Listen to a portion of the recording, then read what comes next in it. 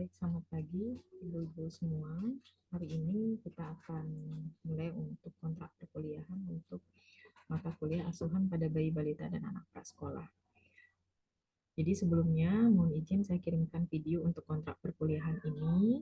Nanti setelah saya memberikan penjelasan terkait RPS, rencana kita selama 1 semester ke depan, silakan nanti ibu-ibu yang bertugas sebagai PJMK ataupun yang ditunjuk sebagai PJMK untuk mata kuliah ini bisa mengirimkan scan tanda tangannya ke saya, bisa di japri nih. Nah, jadi ini untuk RPS kita untuk di mata kuliah asuhan pada bayi balita dan anak prasekolah. Semoga ini terlihat jelas ya, ibu-ibu semua.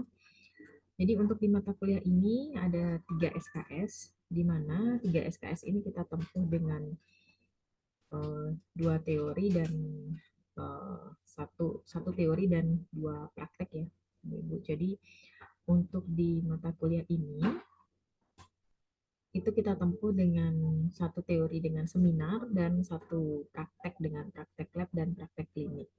Nah, jadi untuk praktek lab nanti silakan ibu-ibu bisa didokumentasikan kegiatan ibu sehari-hari di lahan praktek saja ya.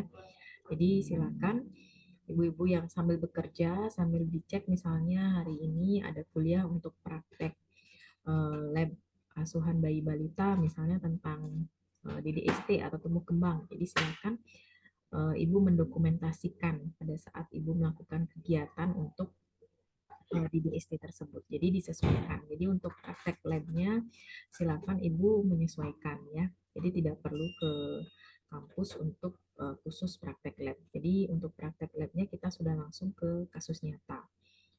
Nah, kemudian ini untuk pembagiannya, jadi untuk kuliahnya itu mata kuliah Haskep Bayi Balita ini adalah pada hari Selasa. Kita mulainya dari jam 4 sore sampai jam 5 lebih 40 menit.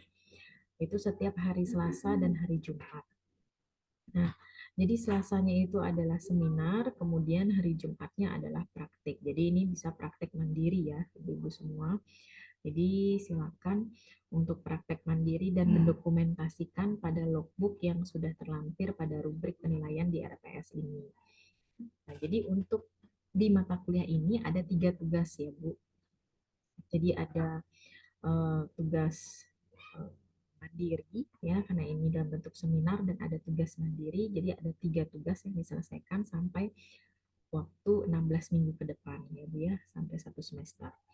Jadi ini untuk tugas 1 itu ada membuat makalah. Nah, jadi karena seharusnya hari ini ya Bu, kita sudah mulai kuliah, nanti silakan dicek di e-learning. Nanti kita akan tetap menggunakan e-learning Stikes Buleleng ya Bu. Nanti yang belum mempunyai akun bisa menghubungi Pak Dede. Jadi silakan nanti untuk materi, kemudian penugasan saya akan upload di e-learning. Termasuk juga RPS dan kontrak perkuliahannya. Selanjutnya yang penting saya jelaskan adalah di tim ini ada 3 orang ya Bu, ada saya, Budian, ada Bu Lina dan Bu Mona ya. Kemudian nanti untuk penugasan ya Ibu, jadi untuk ujian 1 atau UTS dalam bentuk multiple choice, kemudian ujian kedua juga dalam bentuk multiple choice. Nah kemudian untuk tugas mandiri, nah, ini tugas 1 ya Bu, ada membuat makalah. Jadi silakan dibagi menjadi 2 kelompok yang disesuaikan. Jadi makalah itu nanti diseminarkan. Jadi seminarnya bisa silakan Ibu upload saja videonya ya atau PowerPoint-nya ya di e-learning satu orang satu ini ya, satu kelompok hanya satu saja yang mengupload. Jadi cantumkan itu adalah ketua ya, ketua kelompoknya. Jadi untuk memudahkan saat penilaian di e-learning. Kemudian ada tugas 2 ini membuat esai ya Bu, itu menyusun tentang dokumentasi asuhan imunisasi. Nanti akan diberikan satu kasus untuk satu jenis imunisasi. Nanti silakan dicek juga di e-learning. Untuk tugas esai yang kedua ini, tugasnya individu, silakan nanti dikerjakan dan dikumpulkan juga di e-learning. Nah, kemudian yang penting nanti untuk minggu ketiga sampai minggu ke-14 ini tugas ibu-ibu adalah ada tugas 3 Ini ada dua tipe tugas, yaitu yang pertama membuat artikel ilmiah yang siap untuk dipublikasikan, minimal di jurnal nasional, dan ada video praktikum. Ya, jadi untuk satu artikel itu terdiri dari 2 orang ya Bu. Mohon maaf, ini saya revisi. Nah, jadi untuk satu artikel terdiri dari 2 orang dengan pembagian yang sudah ditentukan, nanti akan saya tunjukkan. Kemudian dan video praktikum ini nanti disesuaikan dengan kasus real yang Ibu temukan di lapangan. Tapi seandainya memang tidak menemukan, tidak masalah, nanti bisa menggunakan Pentium ataupun role play ya dengan temannya. Nah, selanjutnya ini untuk pembagian tugas yang ketiga ya, Ibu-ibu semua. Jadi di sini bisa dilihat contoh misalnya Ibu Loh Putu Juli Rahmawati dan Budian Pariantini itu menyusun artikel dengan topik gangguan perkembangan pada anak prasekolah. Nanti dosen pembimbing tugasnya itu adalah saya sendiri. Nah, nanti ini di sini sudah ada pembagian dosen-dosennya masing-masing ya Ibu. Jadi silakan untuk penyelesaian tugas di mata kuliah Askep Bayi Balita ini, silakan nanti menghubungi dosen masing-masing. Nah, selanjutnya ada juga untuk tugas membuat video ya Bu ya. Jadi ini sudah dibagi, disesuaikan. Jadi untuk membuat misalnya membuat video praktik KIE cara melakukan pumping ASI. Nah, silakan nanti sebelum videonya dibuat, misalnya akan ada skripnya, itu yang skrip atau apa nanti yang akan dipraktekkan itu bisa dikonsulkan kepada dosen pembimbing tugas. Nah, ini sudah ada pembagiannya masing-masing, jadi silakan disesuaikan dan berproses mulai dari sekarang.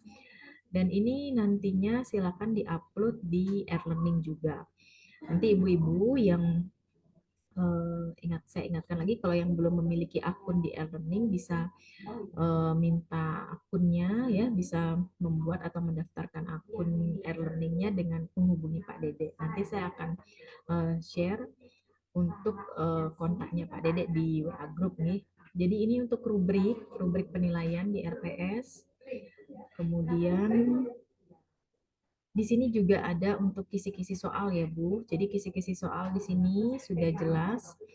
Jadi nanti ada berapa soal yang keluar ya. Ini ada 50 soal untuk UTS atau ujian 1 dan ada ujian 2 juga 50 soal.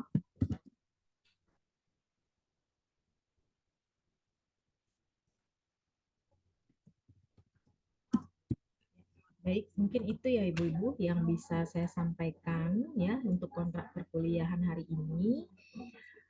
Jadi terima kasih untuk ibu-ibu yang sudah menyimak dari video kontrak perkuliahan hari ini dan semoga kontrak ini bisa memberikan gambaran kepada ibu-ibu terkait proses yang akan kita lalui untuk mata kuliah ini. Baik, saya akhiri untuk kontrak ini. Terima kasih atas perhatiannya. Salam sehat selalu dan selamat beraktivitas kembali. Terima kasih.